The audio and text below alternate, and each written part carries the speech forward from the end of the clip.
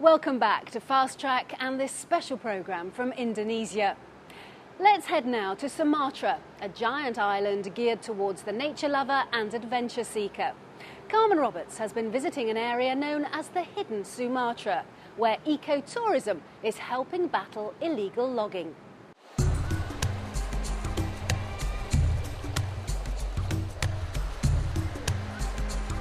Tangkahan is a remote village, a bumpy 3.5-hour drive from the nearest big city, Medan. It's an ecotourism outpost on the border of the Gunung Leuser National Park. Little wonder it's become known as the hidden paradise of Sumatra.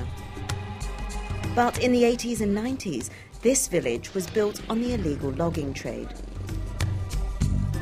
Soyoko Dapari was a logger for many years, just like his father and his grandfather before him.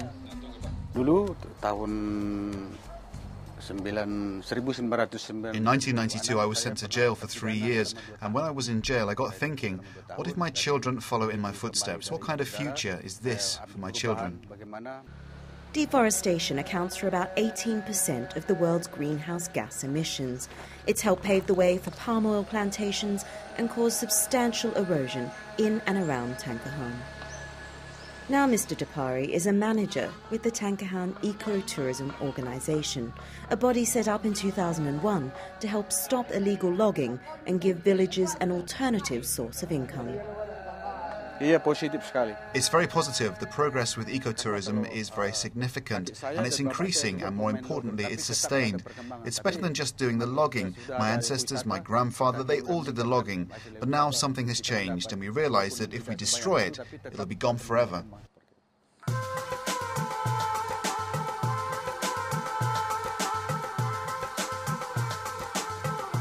And they're being helped by these 7 magnificent creatures and 2 new additions.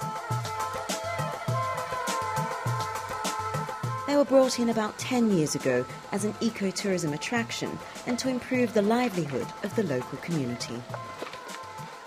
It's bath time and I'm allowed to help.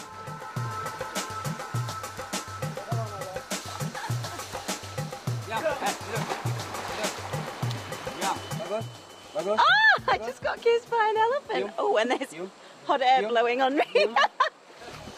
But apart from being overly friendly, their role is to help protect the forest from illegal loggers on twice-weekly jungle patrols. These elephants are a lot quieter than you might think coming through the jungle. And of course we're not going to be able to arrest anyone that we catch in the act of illegal logging, but these jungle patrols act as more of a deterrent, and these rangers will then be able to report back to the authorities. Ecotourism in Tangkahan is very important and successful. Besides securing the national park, we also have trekking with the elephants for the visitors, and the community gets a lot of benefit from this. The villages have been supported by Indocon, an Indonesian NGO dedicated to teaching local communities about ecotourism. Sumaraja is a field officer, and he's been instrumental in teaching English to the teenagers here, as well as guiding and interpreting. Now almost all the people here are being the illegal logger before. Now all of them are being the conservation, or you could say they're being an ecotourism player. They protect this jungle of Tangkahan by themselves. Around 2,000 foreign visitors come to Tangkahan every year, and that number is steadily increasing. Our digs at the Jungle Lodge were possibly the best in the village. Here, Ecolux means a comfy bed and a mosquito net. There's no electricity, hot water or Wi-Fi, but you will get a mobile signal. The elephants, the jungle and the river are obvious attractions. But what makes Tangkahan different is that it's an example of how grassroots ecotourism can help stop illegal logging and instill a sense of pride in the local community. Here you go. Oh, no more. No more. Sorry. Habis. Okay. Carmen Roberts in the jungle of Tangkahan in Sumatra. So that's our nature fix. Let's have a bit of culture now. And one art form that's long been a part of rich Indonesian life is wayang, or traditional puppetry. It's influenced by Hinduism and it's been going since the 9th century.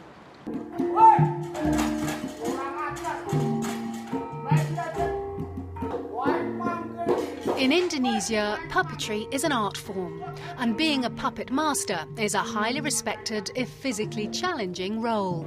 Using intricately carved puppets made from buffalo hide mounted on bamboo sticks, life's loves, lessons, trials and tribulations are played out in shadow form from behind a canvas screen.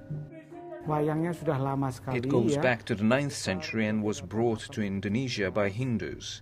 At first it was used to spread the religion, but now it's for everyone. Here you will see philosophy behind good and bad in life. You'll see everything.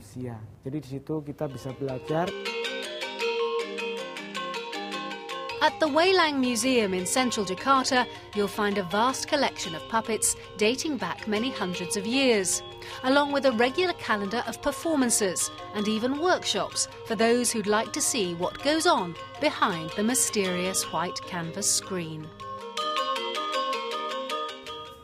Dalangs, or puppeteers, were once revered figures here in Indonesia, and even today in some parts of the country they still play an important role. Well, I've got the puppets and I'm going to see if I've got what it takes to be a dalang.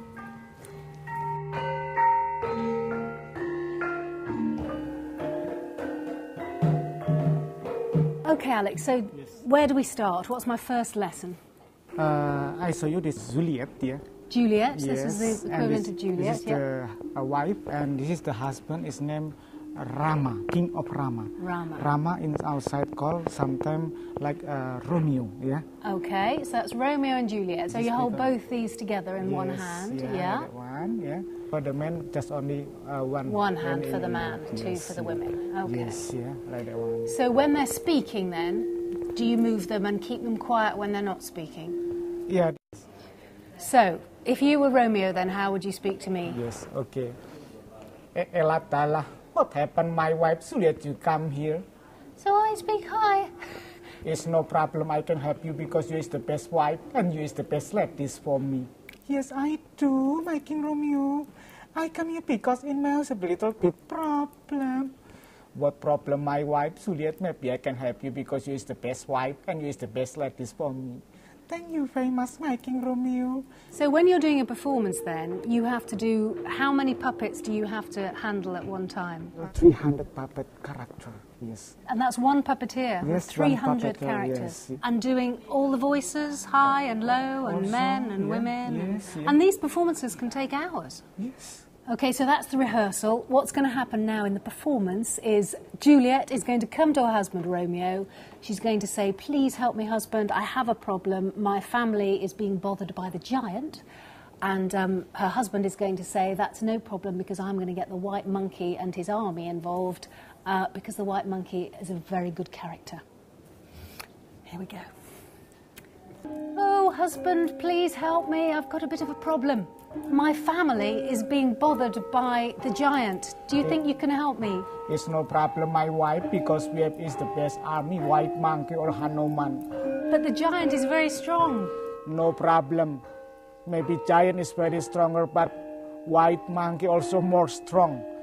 He have also the magics for kill of giant. It's no problem, my wife Juliet. There you go. Not exactly expert yet, and I must admit I wouldn't fancy trying 300 over a 7-hour period, but so far so good. Oh, thank you for helping me, husband. I appreciate no problem. It. My wife Juliet, I love you. I love you, my wife Juliet.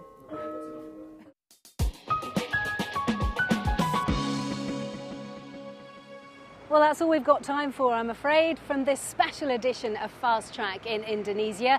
Do try and join us again next week, when I'll be looking at the home exchange phenomenon and asking, would you give a stranger access to your house in the name of a cheap holiday? But in the meantime, don't forget to check out our website, which you'll find at bbc.com/fasttrack. And for more travel treats from here in Indonesia, log on to bbc.com/travel. But until next time, from me, Fiona Foster, and the rest of the Fast Track team here in Indonesia, bye-bye.